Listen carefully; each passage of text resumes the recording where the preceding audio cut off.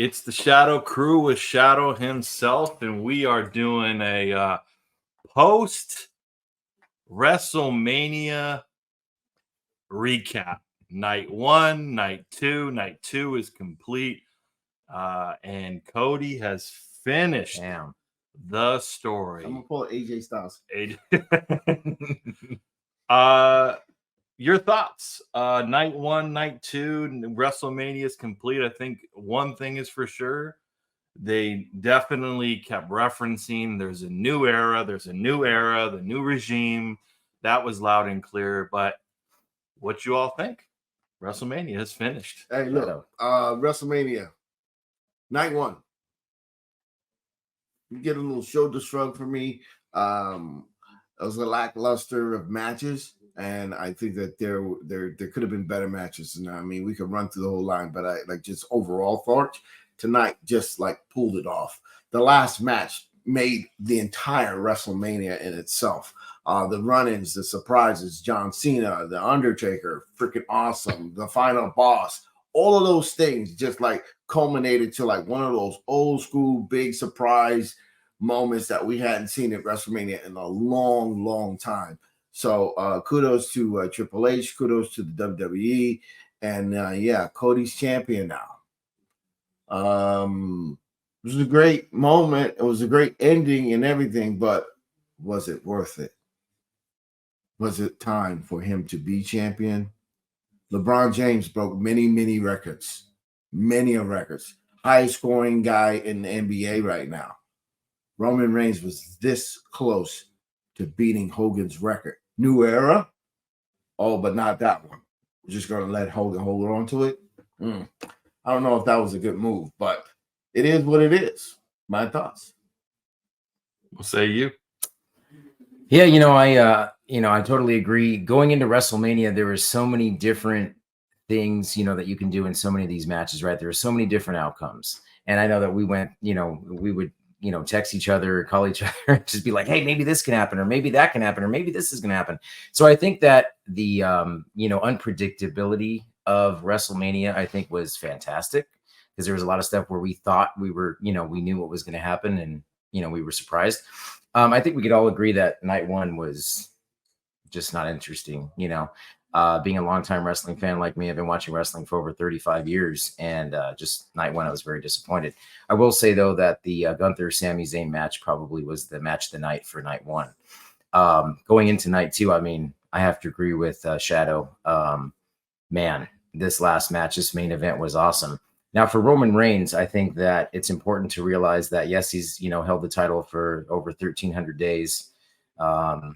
Was it the right time to, take the title off of him? You got to look at it from a business perspective, right? Triple H is now in charge. So, you have to look at it as, is Cody the guy for the next 5 years, not 3 years, but 5 years, to carry the company, to be the, sole, person that's going to carry, this company on its back with merchandise sales, marketing, all different kinds of stuff.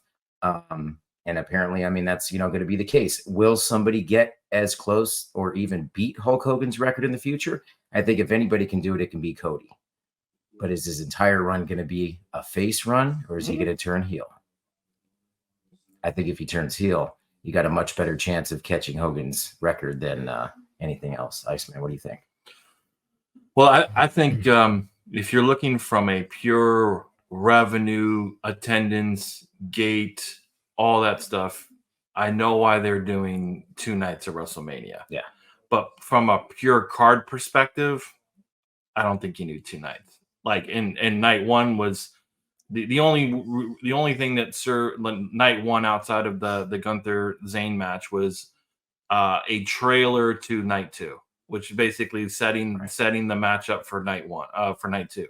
So it's kind of a waste, but then again, you're subscribing to Peacock. You're paying another $50-$60 for a secondary pay-per-view, but it seems like that's the format moving forward. But I think night 1, we were talking about it. It's a 5 in my books out of 10. Night 2 was a 9.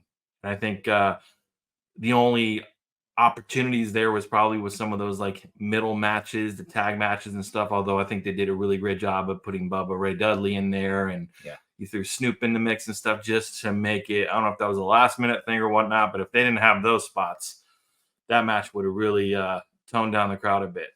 Overall, I thought Roman was going to hang on for a bit more, but I understand why, which is if Cody loses, that's it. There's not going to be more hype. No one's interested in the story extending. So you're basically telling the fans, that's it. Cody's done. Roman's going to continue to streak. And then who's the next face? Right. There isn't anybody. You can't tell me right now outside of Cody who's the main face that could battle Roman if he had the strap come Monday. Nobody, right? LA Knight won, but he's not at that level yet. Like, who is it, right? CM Punk is injured. Plus, he's going to be feuding with the Drew McIntyre. So at the end of the day, like, I get the streak, but for a business standpoint, it made total sense. I love the finish of the match. I love the surprises. AJ and Knight did a fantastic job in their match. The opening match really set the tone. Kudos to McIntyre and Seth. I love the swerve. Damian Priest, not sure about that. But I think overall, it was a really great WrestleMania. One of the best I've seen in a long time. Yeah, I totally agree. One thing we saw tonight, I think, which we wanted to touch on, was the Karrion Kross whole thing with the table spot, in that match. I think, what you said, Iceman, was great. If Bubba Ray Dudley was not in that match telling them what to do when that spot, was botched, I think that, the outcome would have been terrible. But Shadowe, I mean, what was your thought on seeing that spot? Absolutely, that match. And from Shadowe's shoot shot earlier this week, I kind of laid all that premise out of just the fact of, like, you take Karrion Kross, who's a stiff, who is really just a stiff, robotic wrestler, and you add two more stiffs with him, that does not amount to like something that's going to be good. And that spot that he did with Bobby Lashley on that chair, where he really legitimately hurt Bobby Lashley to a point where it's like you could have ended his career. Yeah. That's enough to where anybody in the back that is in charge watching this match should be saying to himself, get his papers ready, get his final check ready. That dude is done. Because I'll be honest with you, they're giving you chance after chance, and I don't know whose guy Karrion Kross is and stuff. Yeah, he can talk. He's got the looks. He's got the tattoos. He's got all of that. But in the ring, he's horrible, and he's dangerous. And he proved that tonight. And then he doesn't even know how to take bumps and stuff. He doesn't even know how to transition from move to move and stuff. And it's like he screwed up spots in that match. And yeah, there was payback at the end when Bobby Lashley threw him about nine potatoes. It was like boom, boom, right on, like right here. It wasn't like here, forehead, brush off. It was boom, potato, potato, potato, potato. So his eyes probably gonna look like this tomorrow. And then here comes Crazy Man. What's his name? The dude, that high fly dude from the group. And he was like, but yeah, he was him when whipping him with that thing. But honestly, Karrion Kross and those other two guys, y'all can go to AEW, man, and see what happens, bro. Honestly, if I was WWE, this is a new era. So this is the era about guys that are in the ring that deserve to be there and that can take care of the person that they're working with. We said a lot about Seth Rollins for years, or like he's dangerous, he injured Sting and everything, but he got better. He got better in protecting people and things of that nature. But when you got someone like Karrion Kross that's so dangerous, and I'm chiming in on this so much just because it's like Bobby Lashley is a Hall of Famer to be. He is a legend. You respect that man and what he's accomplished in this business. So yeah, adding the Dudleys was great. Adding all of that extra stuff was needed in order for them to get through this match, because it was like scary, dangerous, and it would not have been as entertaining as it was. So it was important that they did that. And honestly, Karrion Kross off TV, send him back to NXT and see if maybe someone can figure out how to make him a better wrestler. But this dude is, I want to cuss and say, effing terrible, man. Terrible. But yeah, my thoughts on that particular match. What other matches was there that was like a highlight? The world title match. The world title match with Seth Rollins and Drew McIntyre. Yeah. It was a fantastic moment. Drew McIntyre did it, beat him clean. I was ecstatic because I think the work that Drew has put in the last couple of months is fantastic. I think that, yeah, being the COVID champion was like something that you say, okay, dude, you know what? We appreciate that. Boom, go. I think he's already re-signed, but they're saying that he's not re-signed, so I don't know. But Damian Priest, look, he's in Judgment Day. Judgment Day is like up here right now. Dude's 41. I mean, like, okay, he's a transitional champion. A couple of months, maybe a couple of marquee matches, big title match, and then that's it. Long term, no. And I will just say this: Cody, long term, 5 years, no. He's 38. Not saying that that's a soul, but I'm just saying it's like, can Cody carry the business for 5 years? Yes. No. Yes. Can he do 3? Yeah, I think so. Sure. I think in the process of the 3, somewhere in between that, he's got to turn heel because the crowd, the audience, the WWE universe will eventually turn on Cody. Sure. Trust and believe that. So he should turn heel before that time comes.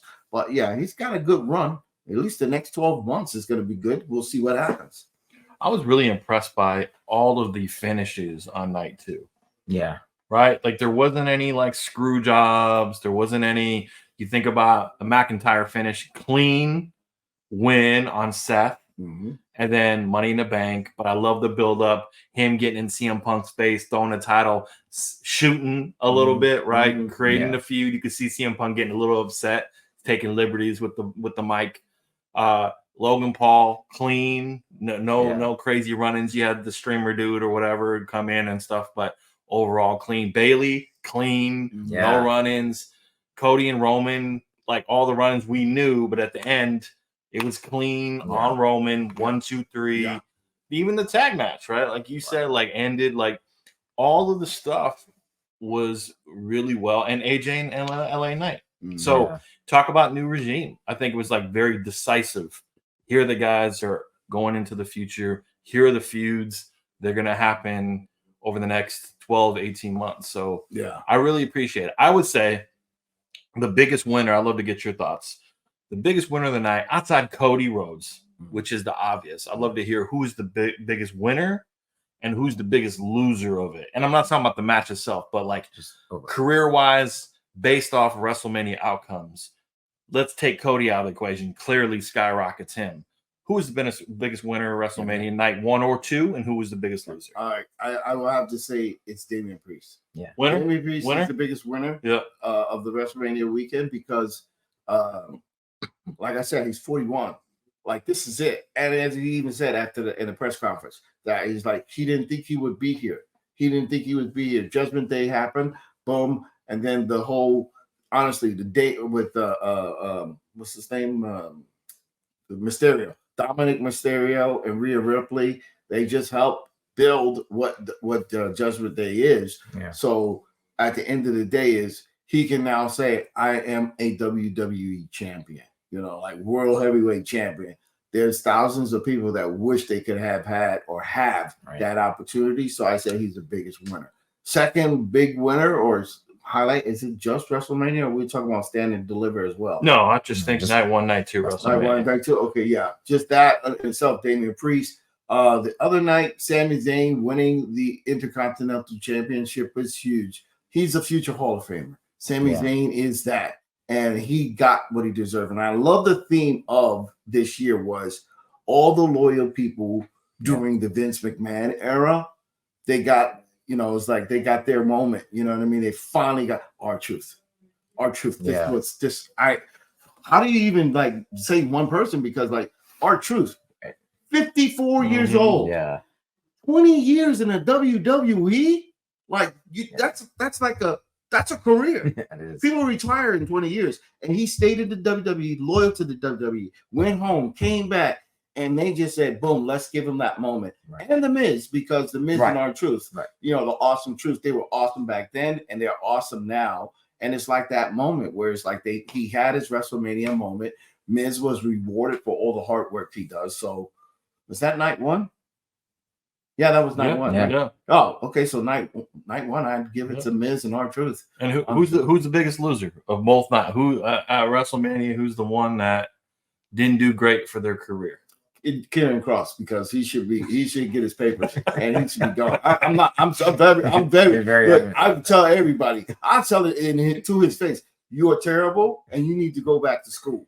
And then at this age, I don't know how old he is, but like, dude, literally, you need to go back to the indie circuit, and like Drew McIntyre years ago, you need to go and then figure out who you are and what you're capable of, and live up to your potential, and then come back. Because when they did let him go, that's what he probably should have done. Mhm. Went to AEW or something and figured out how to wrestle or something. Work with Danny Bryan or something and just, get some chops. But yeah, I think that the biggest loser for this entire weekend, who really just like anybody in the back that runs stuff, needs to be handing him his papers. He needs to go. And that's a spot that's a spot you see in AEW. Yeah. That's stuff that you see is like, oh my God, he just killed him. Right. Oh my God, how many people got hurt in AEW?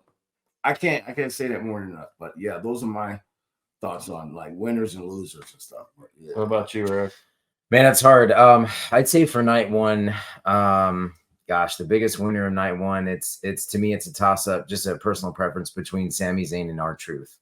What Shadowe said is true about both guys. I think R-Truth maybe just, kind of hits more, home for me. Like I've, been following his career for a long time, and just to see, how much he's evolved and how his character has changed throughout the years from, K-Quick, let's get rowdy to, R-Truth and the kind of character he is now. I think he's just evolved. So for me, I popped. I was one of the guys that just, immediately when he got tagged in, I popped. I stood up in my living room and I'm like, yeah, let's go, And then when he grabbed the belt, man, I was just like, wow, it's, awesome. So I would say, R-Truth. Biggest loser of night one, man. It's so hard because, like I said, it was so hard to get into, really any of the matches that were, taking place at night one.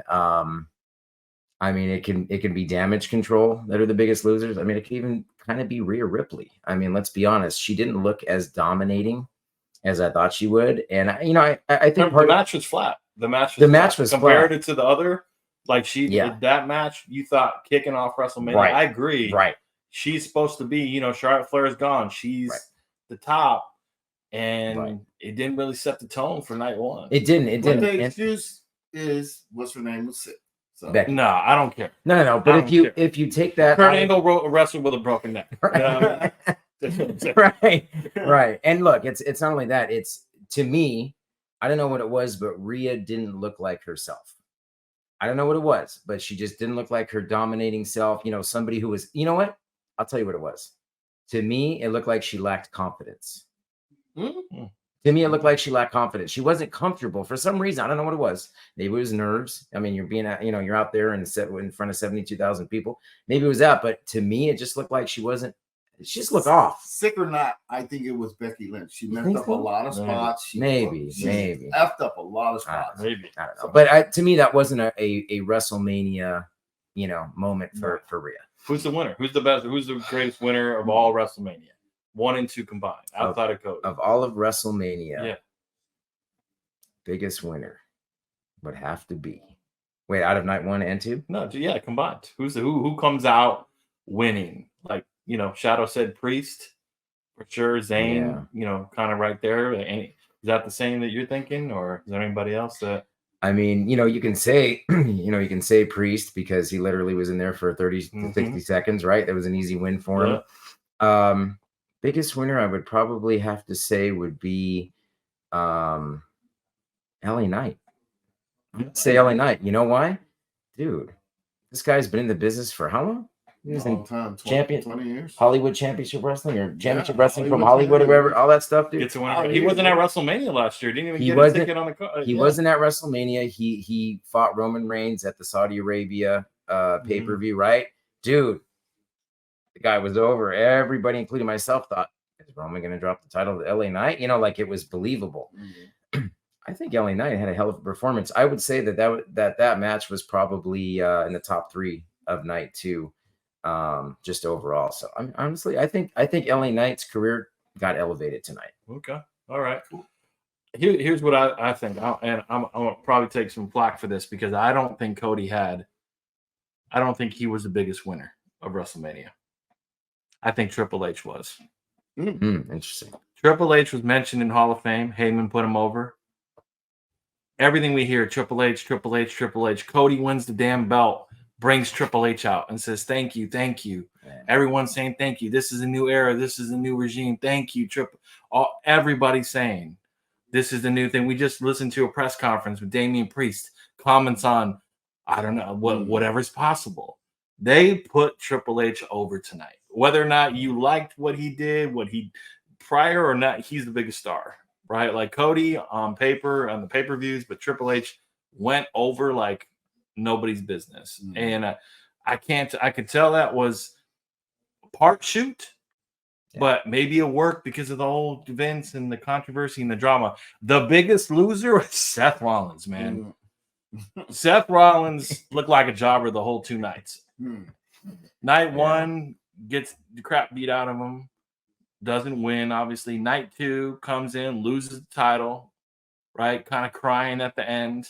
Then comes in dressed like Shield, doesn't get one punch in, takes the steel chair, rolled out. That was crazy. Right. So you lost your belt, your wife jobbed, you job.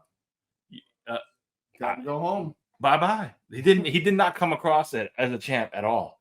At all. Like, and at the end he was crying too and hugging Cody. I think he's the biggest loser.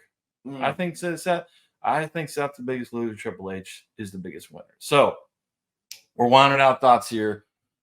Shadowe. Yo. Final thoughts on WrestleMania 1 and 2, and then the future of WWE. I know it's a long question to answer, but like your synopsis over the next couple months, what's this going to look like? Well, we're definitely going to go in depth. Shadowe shoot shots, rocking and rolling and stuff. I'm going to chime off of stuff when the Tekmaster does his videos and stuff and his pinks of the week and stuff. But the overall picture for this 2-night weekend is this. And I want to mention it because you got to recognize these guys. The future is bright. This new era is fantastic. I'm trying not to be like Chet and drop F-bombs all over the place. Hello. And I look at NXT, stand and deliver. I honestly, like you said about the 2 nights, if you're gonna do 2 nights, you're adding NXT to night 1. Yes. You don't need 100%. NXT stand and deliver separate pay-per-view. I understand the fact that you want these guys to shine on their own, but like literally, if you had all of stand and deliver on night 1, which was 4 hours, oh my goodness. The opening match, the tag match, not the opening match, but the tag match with Braun Breaker and the Wolf Dogs, whatever his name is, the lone wolf guy. Baron Corbin, fantastic. Braun Breaker, bright future. He got a concussion and he kept going. Yeah. This guy, fantastic. Keep going. Oba Femi.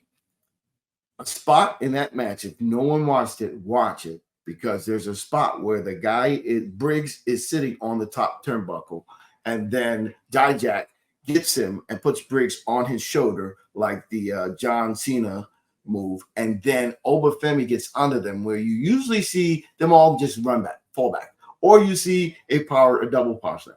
Oba Femi picked both of those guys up, backed up, turned around, and dropped them. Wow, never seen anything like that in my life. He's 25 years old. He's had 10 wrestling matches. Oba Femi is, I said this before and I'm going to say it again. Brock Lesnar, Bobby Lashley, have a baby. His name's Oba Femi. This guy is the future of WWE. This guy is fast tracking. In less than 12 months, this guy will be on a main roster, and this guy will be they'll be looking at putting more gold on him. Oba Femi is fantastic. Now, Trick Williams, he's the new Booker T. He is the new Booker T. And I see a lot of great things happening for him as well. So those were the highlights. And then, of course, the NXT title match was fantastic and stuff. I think there's a lot of great prospect and the new talent that they're building. Yeah. Shawn Michaels, kudos to him. And I'm not a big fan of him personally, but kudos to Shawn Michaels because he's doing a great job at NXT. So the future is bright. But add all of that to night 1 because there were matches that were boo-boo on night 1. And the crowd, whether it was cold or not, who cares, bro? If you got heat in the ring, you got heat in the audience. And you didn't get that heat on night 1. Night 2 was great. Tonight was fantastic. I think there was a lot of great highlights. I think the future is definitely bright. Sami Zayn winning the title is great. And I'm looking forward to seeing Sami Zayn give what's his name his receipt, and so he can, since he helped him get the title or train for the title, what's his name. So we're going to see some great matches on Raw. We're going to see a lot of great matches on Raw. SmackDown, we're going to see some great stuff. I think that what's his name, the U.S. champion, Logan Paul, Mr. Prime. Yeah, I'm not a fan. I don't watch his channel. I think he's arrogant and he's an a-hole. But guess what? So is Shawn Michaels, right.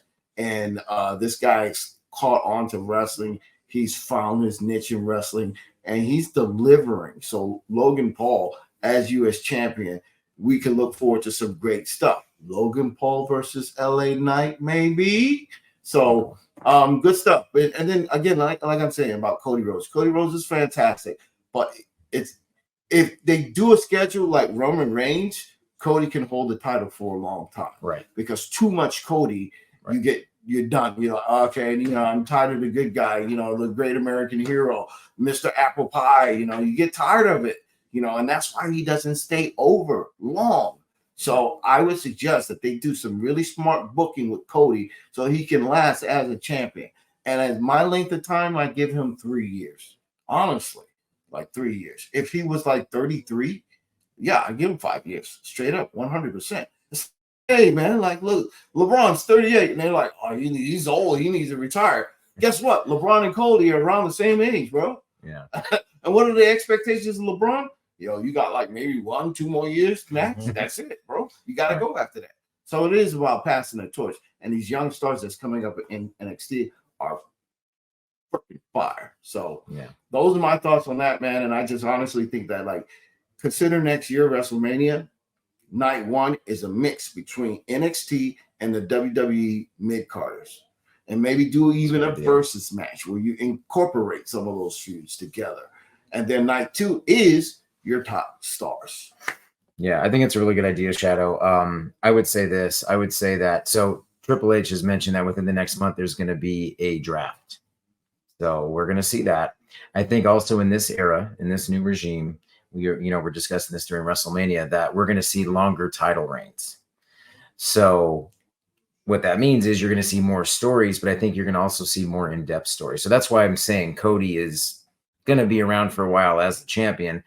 He's also going to be a fighting champion. And I know I'm probably going to get slack for this, but Roman Reigns is not a fighting champion. He was not a fighting champion when he had the title. He was what'd you call it? Like a special attraction? Like Brock. Like Brock. Yeah. Okay. I don't want to say a part-timer, but he was a special attraction. You're not going to get that from Cody. And that, I think, was the biggest complaint that anybody ever had about Roman Reigns, was that you don't see him enough. That was it. Nobody else complained about anything about Roman Reigns, including myself. I said he's a phenomenal wrestler.